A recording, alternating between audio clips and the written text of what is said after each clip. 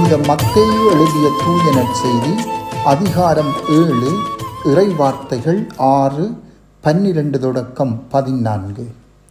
அக்காலத்தில் இயேசு தம் சீடரை நோக்கி கூறியது: தூய்மையானது எதையும் நாய்களுக்கு கொடுக்க வேண்டாம், அவை திருப்பி உங்களை கடித்து குதறும். மேலும் உங்கள் முத்துக்களை பன்றிகள் முன் எறிய வேண்டாம், எறிந்தால் அவை தங்கள் கால்களால் அவற்றை மிதித்துவிடும்.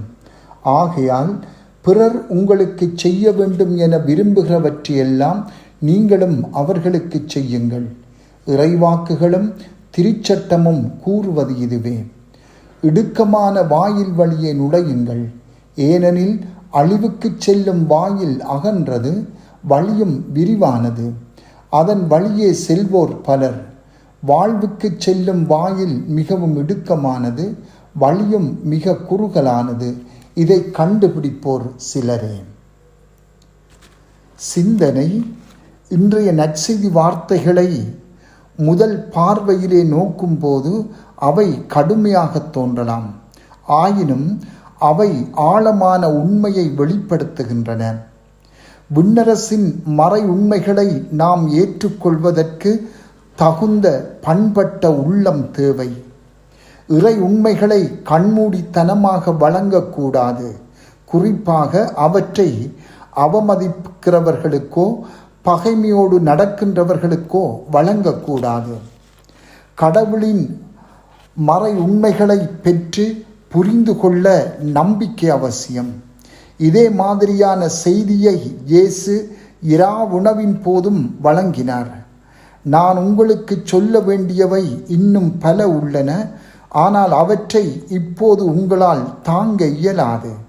உண்மையை வெளிப்படுத்தும் தூய ஆவியார் வரும்போது அவர் முழு உண்மையை நோக்கி உங்களை வழிநடத்துவார்.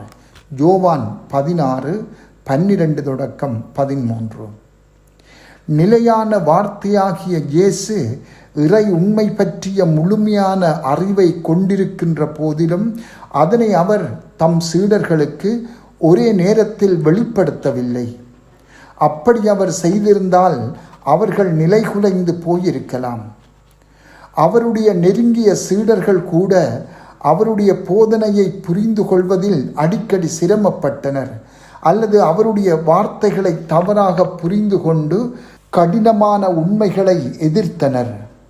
ஆயினும் இயேசு ஒவ்வொருவரும் ஏற்றுக்கொள்ளும் திறனுக்கு ஏற்ப படிப்படியாக அவற்றை வெளிப்படுத்துகின்றார்.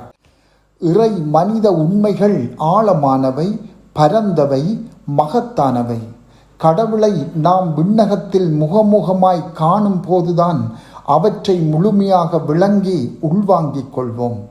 ஆகவே நாம் அதுவரை எமது தேடலை நிறுத்த வேண்டும் என்பது அர்த்தமல்ல.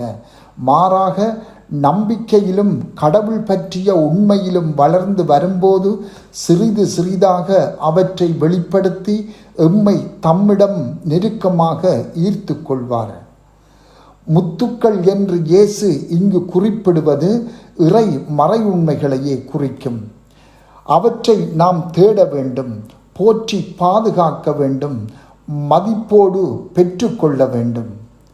தூய்மையானது எதையும் நாய்களுக்கு கொடுக்க வேண்டாம், உங்கள் முத்துக்களை பன்றிகள் முன் எறிய வேண்டாம் என்று இயேசு சொல்கின்ற போது நற்செய்தி அறிவிப்பை அவர் ஊக்குவிக்கவில்லை என்று அர்த்தம் கொள்ளக்கூடாது. மாறாக நற்செய்தியின் மறை உண்மைகளை அனைவரும் ஏற்றுக்கொள்வதில்லை என்பதையே அவர் நமக்கு கற்பிக்கின்றார். சிலர் அதை அடியோடு நிராகரிக்கலாம், சிலர் அலட்சியப்படுத்தலாம், இன்னும் சிலர் பகைமை கொண்டு எதிர்வினையாற்றலாம். எனவே இறை உண்மைகளை நாம் பகிர்ந்து கொள்ளும் போது மற்றவர்களின் உள்ளங்கள் அந்த உண்மைகளை ஏற்றுக்கொள்ள தயாராக உள்ளனவா என்பதை ஞானத்துடன் உறுதி செய்து கொள்ள வேண்டும். கடவுளின் உண்மைகளை ஏற்றுக்கொள்ள எமது உள்ளங்கள் எத்தகைய நிலையில் இருக்கின்றன என்பதை இன்று சிந்திப்போம். முதலிலே நாம் அந்த உண்மைகளை ஏற்றுக்கொள்ளும் மனநிலையுடன் இருக்க வேண்டும். அப்போதுதான் அவற்றை பெற்று நாம் இறைவனின் கருவிகளாக இருந்து அந்த உண்மைகளை மற்றவர்களுடன் பகிர்ந்து கொள்ள முடியும். இது நற்செய்தி அறிவிப்பாகும். செபம். ஆண்டவரே, நாங்கள் நம்பிக்கையில் மேலும் மேலும் வளரவும் உமது உண்மைகளை புரிந்து கொண்டு ஏற்றுக்கொண்டு அவற்றை மற்றவர்களுடன் பகிர்ந்து கொள்ளவும் வரம் தாரும். ஆமென்.